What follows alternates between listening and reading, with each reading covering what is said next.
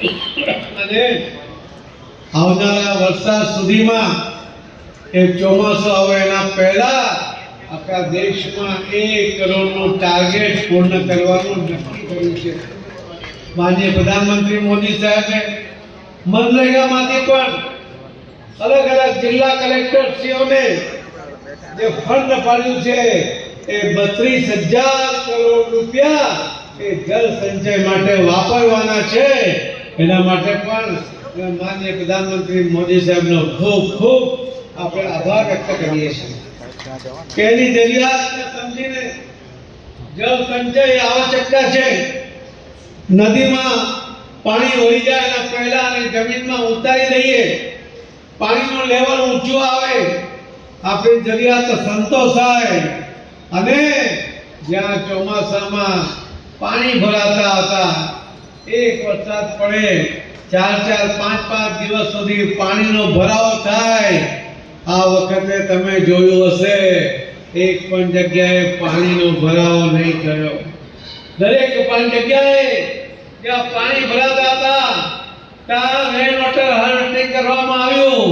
બધું જ પાણી જમીનમાં ઉતરી ગયું, જમીનના તળિયા ઊંચા આવી ગયા. મેં દિલ્હીથી ઘણા ફોન અમારા પરેશભાઈ પટેલ જે પ્રમુખ છે એમને કરતો હતો. રાજસ્થાનની નાળામાં શું છે એમને પૂછતો હતો. મેયર સિનિયર સ્ટેન્ડિંગ ચેરમેનને ઘડી પૂછતો હતો. કેમ કે 22 વરસાદ 10 કલાકમાં 22 વરસાદ પડ્યા પછી આ શહેરની હાલત શું છે એ જાણવી હતી. ત્યાંના હું ફોટા મંગાવતો હતો. કેમ કે મને મેયરશ્રી, ચેરમેનશ્રી અને પ્રમુખશ્રી કહેતા કે અહીંયા તો પાણી જ નથી. મને ભરોસો નહોતો પડતો કે જ્યાં 4-4, 5-5 ફૂટ પાણી ભરાઈ જાય, અઠવાડિયું 10 દિવસ પાણી ઉતરે નહીં, ત્યાં પાણી કેમ નથી દેખાતું? મને ફોટો અને વિડીયો મોકલો. હું તે વખતે અહીંયા આવી શકું એવી સ્થિતિમાં નહોતો અને મને ફોટો મોકલતા હતા. ત્યારે પાછો મેં બીજો પ્રશ્ન કરતો હતો કે વરસાદ પડ્યા પછીનો ફોટો છે કે પહેલાનો છે? અને મને કહેતા હતા કે આ જો ચાલુ વરસાદના પણ વિડીયો અને ફોટો અમારી પાસે છે. આ રીતે રાજસ્થાનની નાળમાં મને ગયા ચોમાસા અમને ખબર હશે આવા કેટલી જગ્યા હતી કે જ્યાં ચોમાસામાં વરસાદના પાણીનો ભરાવો થઈ જાય. આ વખતે એક પણ જગ્યાએ પાણીનો ભરાવો નહીં થયો.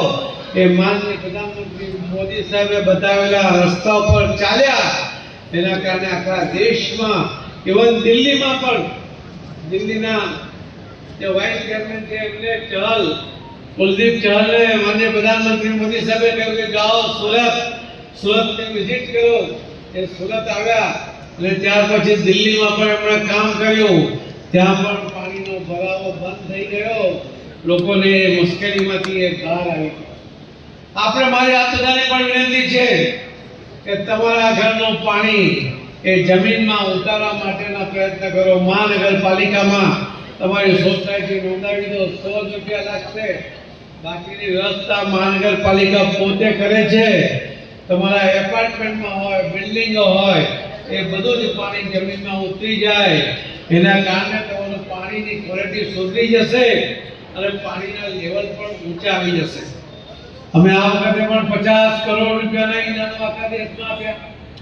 સુરત મહાનગરપાલિકાને પણ મહાનગરપાલિકામાં 6થા નંબરે 2 કરોડનું ઇનામ મળ્યું. સાથે સાથે સુરત જિલ્લા કલેક્ટરને પણ એમને પણ 2 કરોડનું ઇનામ મળ્યું. નવસારી જિલ્લાને પણ 50 લાખનું ઇનામ મળ્યું. બાકીના પણ અલગ અલગ જગ્યાના અલગ અલગ શહેરોને અને રાજ્યને ઇનામ પ્રાપ્ત થયા. મારી આપને પણ વિનંતી છે અને મેયરશ્રી, ચેરમેનશ્રી બધા બેઠા છે ત્યારે કહેવાનું મન છે કે જેટલી પણ સ્કૂલો છે આ બધી જ સ્કૂલોમાં રેન વોટર હાર્વેસ્ટિંગની વ્યવસ્થા થઈ જાય. બધું જ પાણી કોર્પોરેશનની જેટલી પણ બિલ્ડિંગો છે એ તમામ બિલ્ડિંગોનું પાણી પણ જમીનમાં ઉતરે એના માટે રેન વોટર હાર્વેસ્ટિંગની વ્યવસ્થા થાય. હજુ પણ નવા વિસ્તાર મળે કે જ્યાં પાણીનો ભરાવો થાય છે ત્યાં પણ રેન વોટર હાર્વેસ્ટિંગ કરાવી દો તો ફરીથી ઇનામ પ્રાપ્ત કરવા માટે તમે લાયક થઈ જશો. આ વખતે થોડા પાછા થવા એના કારણે એમને જે ઇનામ મળ્યું એ મારા હાથે મળ્યું. જો થોડી મહેનત કરી હોત ને તો માન્ય રાષ્ટ્રપતિના હાથે એમને ઇનામ મળ્યું હોત. આ વખતે હવે એ પ્રયત્ન કરે અને માન્ય રાષ્ટ્રપતિજીના હાથે ઇનામ મેળવવા માટે સક્ષમ બને એમને શુભેચ્છા પણ પાઠવું છું. આજે જ્યારે બધા નવા મકાનમાં જઈ રહ્યા છો ત્યારે આપને નવા મકાનની અંદર બધી જ વ્યવસ્થા સાથે આપનું ભવિષ્ય પણ ઉજ્જવળ બને.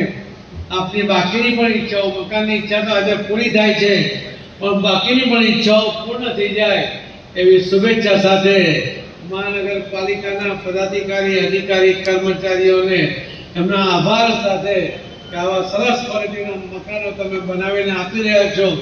આખા દેશના લોકો સુરતને જોવા આવી રહ્યા છે ત્યારે આ તમે પણ કોઈ અચાનક કોઈ જોવા આવે ત્યારે તમારું ઘર સ્વચ્છ હોય, સુંદર હોય એની જાળવણી પણ તમે કરજો એવી વિનંતી સાથે ફરીથી અભિનંદન સાથે મારી વાતને વિરામ આપું છું. જય જય ગરવી ગુજરાત, ભારત માતા કી સાહેબશ્રી, આપના સંબોધન માટે આપનો ખૂબ ખૂબ આભાર. આપશ્રીએ આહવાન કર્યું કેશ ખરીદ માટે, એ બદલ